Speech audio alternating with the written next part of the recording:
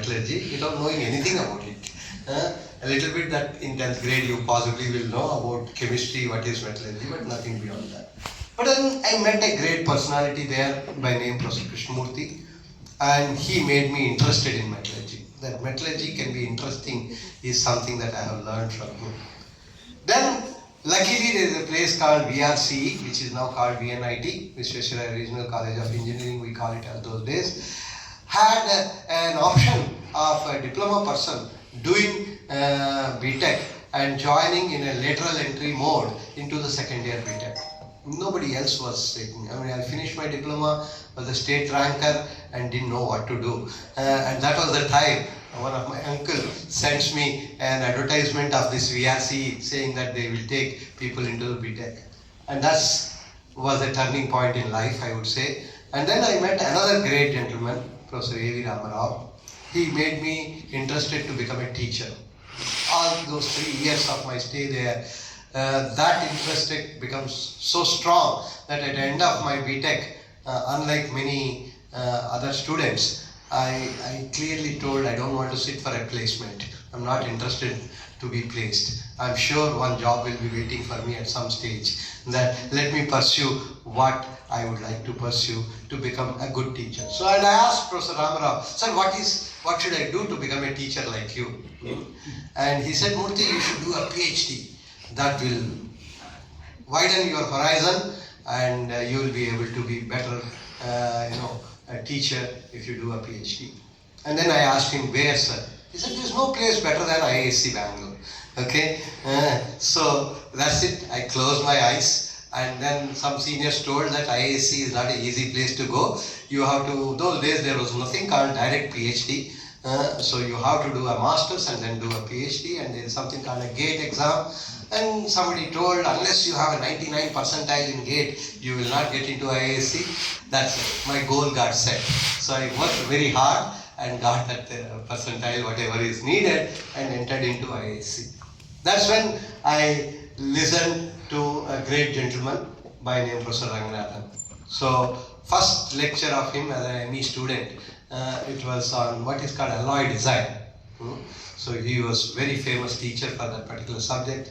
I still have the notes of that with me, and I was flat. I said if I do a PhD, I should do only with this gentleman, nobody else. And then somebody told that it is not easy to do a PhD with him. He takes only 1 student a year, and he should be the topper of the class. Okay, so that's it. Again, once again, the goal got set for me. So life is like that, friends. It's like playing a football. If you have a goal post, you know where to hit the ball. If you don't have a goal post, you don't know. You keep on, as Hindi mein bolte hain, bhatak raha hai. So you will keep on roaming around. So that's why in my life, somehow these goals got set, incremental goals every time. And then I became a student of Professor Ranganathan. Today, what I am standing in front of you, to a large extent, largely because of him. He taught what it means by quality of research, that you should focus yourself in doing the most exciting research. I keep telling to youngsters, some of the youngsters being here, that to be called as a good researcher, in my view, there are 3 qualities which are very, very important. One is that you should be able to go for a cup of tea with your friend and talk about research. Not a new movie that has come, not about a cricket match or anything else. Second is you should be able to go to bed thinking about what problem that you are solving that day. It may be an experimental problem, it can be a theoretical problem that you are solving, and many a times you get solutions in your sleep. And I have a number of such incidents where I have felt happy to see a solution in my dream. And then a third and most important, I would say, you should be able to catch hold of a 12th standard kid and make him or her excited about what you are doing. If you can't excite a person who is not in your field, in my view, you are not excited enough about your own field. A person who is not excited about his or her research should not be in research at all, in my view. Okay, so I request all of you who are not yet excited about their research to start learning. First and foremost is that you are solving a problem which has not been solved by somebody else. Because if you solve a problem which has already been solved, obviously you will not get a PhD, right? So that means you are doing something new. That itself should give you enough of excitement. I am excited every day, to be honest with you. So every Wednesday I meet my PhD students. I still have about 8 PhD students. Night 8:30 these meetings start and go up to 12:30 in the night. And I keep waiting, when is next Wednesday going to come.